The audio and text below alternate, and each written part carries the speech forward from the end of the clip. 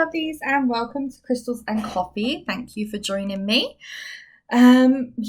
Welcome back. It's been a couple of weeks again, I know, but I took some time last week to kind of rejig everything that I've been doing, well, except for the podcast, because that's staying. But I don't know if you may have seen on social media, you may have seen on my website, I've made quite a few updates. I've kind of streamlined everything that I want to be offering to you guys. Those of you who listen to me or read my content or take my courses, use my workbooks, all that kind of thing. And I've kind of put it all under one roof on my website now. And a couple of things still in development, but we'll get there. So everything that you need from everything that I can offer you is now all in the same place, with the message as I've always had of being realistic, holistic, being that living a holistic lifestyle realistically, in bite-sized chunks, sometimes step by step, fitting in with everyday life and not making any drastic or scary changes, just small baby steps is what it's all about. So so if you want to go check that out, my website is katiebatt.com. There you'll find you can find information on the Holistic Hub, which is where all of my online courses live at the moment. Brand new one launching on Monday, Master Your Mindset. That's all about 3 steps to knowing your worth and owning it. So if you're interested in that, take a look at katiebatt.com and just follow the link to Holistic Hub and you'll see everything you need to see there. There's also links to I have a crystal and magic shop over on Etsy. So if you ever want to purchase a lot of the crystals that I talk about, I have lots of pre-made crystal sets, charm sets, crystal prints and all sorts of stuff over there. And one thing I'm absolutely most excited about is the Realistic Holistic membership program. So that's currently it's basically just launching today, and it's going to be hosted up over on Patreon. That's where I've placed the membership. So that is where we will be able to gather as a private community. We'll be able to chat, to comment. There'll be exclusive episodes of the podcast over there. There'll be video tutorials. There'll be video lessons. There'll be exclusive downloads. There's lots going on over there, and it's a monthly membership, but there's no commitment involved. You can join up and you can cancel whenever you want to, and you can rejoin whenever you want to as well. It's £20 a month, and I think at the moment that works out to $24 a month, if I remember the conversion correctly. I'll put the link in the description below, and again you can find all of the information about the membership program over on my website, katiebatt.com. So if you want to check it out a little bit more, then go ahead. I'm very excited of having this kind of community of us where we can all sort of log into the same place. You can access it, whether it be on your computer, on your phone, on your tablet, and just use the resources over there. That's basically, I'm just going to be uploading every week. There's going to be new videos, there's going to be new audios, there might be some guided meditations, all included in your membership. You don't have to pay any extra for them, they'll all be there, and you'll be able to revisit it as much as you like whilst you are an active member. It'd just be great for us all to kind of have a place of like-minded holistic lovers and crystals and coffee lovers as well. So super excited about that. So that's enough waffling about what I've been up to. Just wanted to fill you in as to why there was no podcast last week, and I've been busy. So hope you've had a great couple of weeks. Mine's been a bit up and down. I was going to talk to you today about more transitioning and things, but really I was going to focus on one thing that I went through on Monday of this week, actually, whereby I don't know, I'm pretty sure you can relate to feeling like everything's going well, you're motivated, you're productive, you're cruising through, you're getting shit done, and you're like, yeah, I'm gonna do it, and then all of a sudden you hit a brick wall and you don't know why, you don't know where it's come from, but it just slams you in the face, and all of a sudden you can't do anything and you might feel anxious. For me, it does I can't think of the word now, that's really annoying, manifest itself as anxiety, really strong anxiety. So so I was doing really well with all of my stuff last week, getting tons of stuff done and all ready for this big update, and clearly had lots of things to do this week as well, following it all up. And Monday morning hit, and I'm still, again, if you're a long time listener, you know I've been trying to sell my house. Still trying to sell the damn house.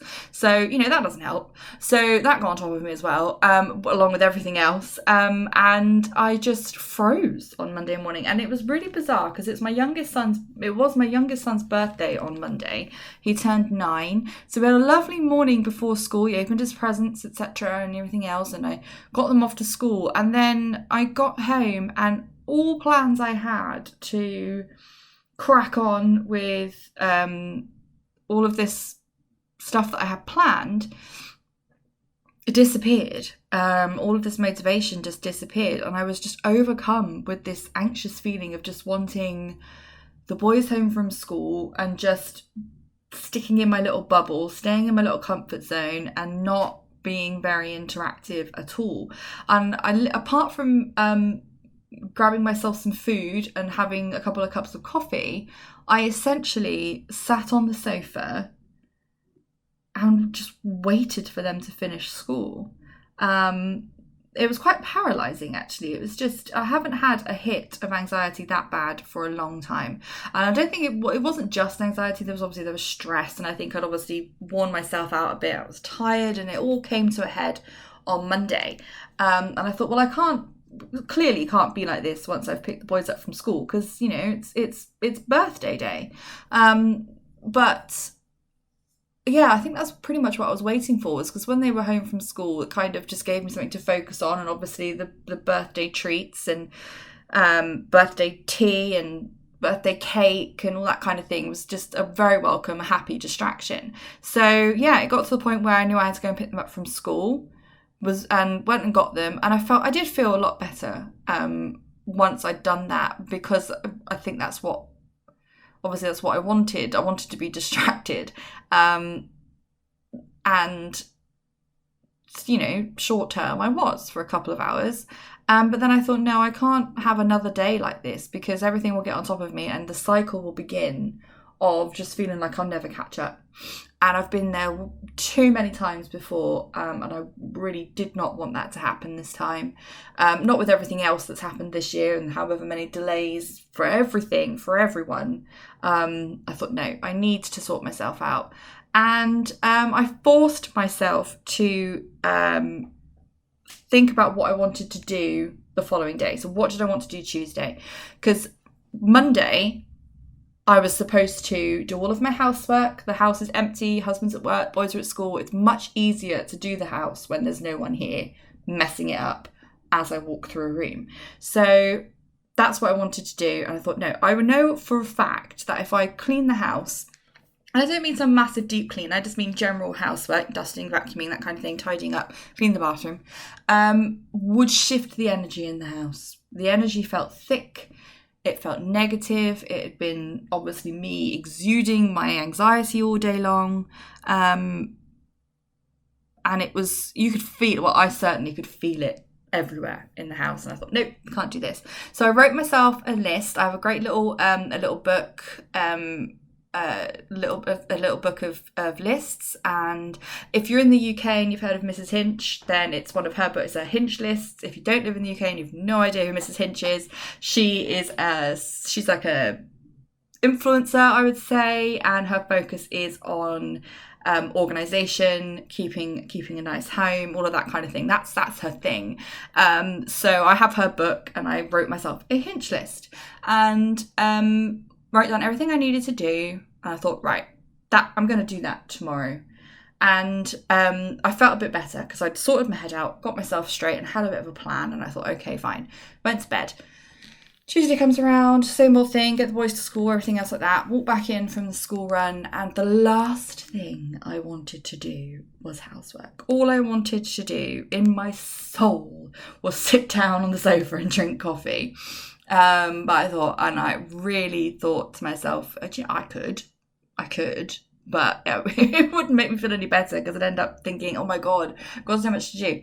So I did make myself a coffee.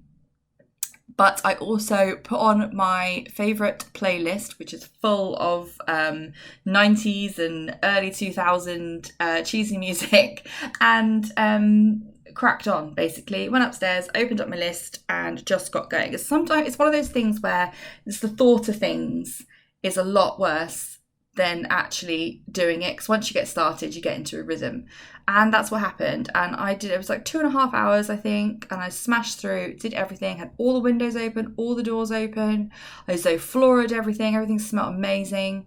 Lit some incense as well, lit some patchouli incense, which is absolutely great. And the feeling afterwards when I'd finished of the energy in the house, it felt like the house had had like a shell broken away and lifted off of it. You know, like when you see in movies, I'm specifically thinking of Ghostbusters 2, but that might be showing my age. But when the museum is covered, and all of a sudden when it gets zapped, everything breaks away and lifts, and daylight returns and everything else. That's how my house felt. It felt cleansed. It felt clear. I felt like I'd shifted all of the energy and I'd done it, and I was able to be productive, and I was able to then start on what I wanted to start on with my work and everything else. And it just, the whole mindset shifted, the whole feeling of everything shifted. So, and I know that depending on your situation, or how bad your anxiety is, or however stressed you are and things like that, or if you have physical limitations, it's not necessarily as easy as just making yourself do it. I know that. But my point is that when we want things to change, regardless of our circumstances, if you want to change the environment around you, you want to change how you feel within that environment, you do have the power to change it, even in a really small way, if you're willing to commit to it and make the effort. And there are so many times in the past where I have just taken the easy route and come back and sat down and drank the coffee and put a blanket on me. Well, maybe not this week because we're going through a bit of a heat wave, but you know what I mean. Like, you just kind of get snuggled up and you think, oh, I'm just going to sit here. But everything just builds up around you, and it's even worse to try and get out of, because you've built up that wall even higher than you had in the first place. So that's part of a lot of what I'm going to be talking about, a lot of what I'm going to be putting out there now, is that if you're willing to make the commitment to change, and you really do want things to be different, and you want to change the path you're on, then you have to want to do it. There has to be a real want inside of you to want to do it. Maybe think of, maybe there's an end goal, like a real big why that's pushing you along to do it. Or maybe it's something as simple as, I have to do this because I have to get paid, because I have to pay bills. There's something, but it's being able to find your why, and find what makes you tick, can make it a lot easier to throw yourself into and making those changes. And we all have bad days. There will be days now that will come, and I won't force myself to do it. I will take the easy option, because we're only human. We are going to do that. No one's perfect. But it's always about the kind of the putting the effort in, and the trying again, and the revisiting, and the not letting it build up and consume you. That's when things can get really, really tricky. So that's another one of my big focuses, is going to be from here on out, is again with the realistic, holistic message, is that I am a realist. It does have to be a realistic. No one's going to go overnight into being into massive doing yoga routines every morning, and going on a juice cleanse or going on a 100% clean diet. Those sorts of things, those drastic changes don't work. They are short term, they are temporary because they're too much of a shock to the system. And sometimes, and a lot of times when you make those drastic changes, they're not coming from a place of what you want to do. They're coming from a place of what you feel you should do because it's what you're seeing other people do. And that comparison game is toxic. It is so toxic. If the people that you're following, say on Instagram, are not inspiring you, then unfollow them. If they are just making you feel down about yourself and making you feel guilty and you're just kind of like starting to resent those people, unfollow them. It's not going to help your mindset. You want to follow people who are going to pick you up, who are going to inspire you to do better in your own way and not try and shove this false image, because there's an awful lot of that. I'd say probably more than there is genuine on social media. But it's also a very powerful tool if you use it right, and you're vigilant and you've got some awareness over that. So that's other things that I want to talk about and touch on as well, about making these realistic changes and how they can affect us, which may not feel like a big effect, or it may feel like nothing even, but over time, those little bits do change and your habits do change.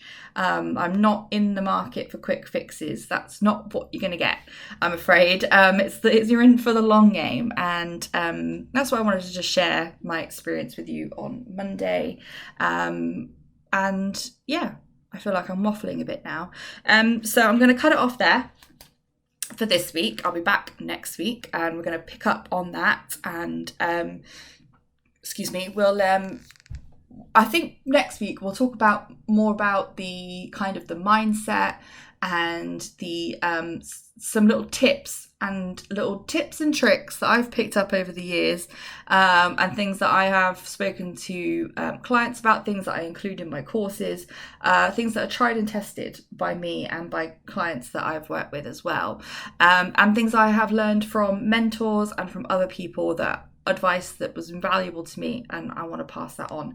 So that's sort of things that we'll talk about, some kind of tips and tricks to kind of help you switch those mindsets on the days that are particularly, I just want to hide under the duvet type days, because we all get them, especially this year, my goodness. So so I'll leave it there. As I said about everything at the beginning of the episode, all of the new stuff that I have. So if you want to look at my courses, you want to look at the membership program, etc., the link to my website is below, or just put katiebatt.com into Google and up it will come, and everything is on that front page. Just scroll down and everything is there for you to explore at your leisure. And if you want to ask me any questions, then there's a contact form on there, and that will send me an email and I'll get back to you ASAP. Okay guys, have a great week. I'm going to wrap it up there, and I'm actually going to go ahead now and record my first exclusive for the membership site. I'm very excited. And I will speak to you very soon. Take care. Bye.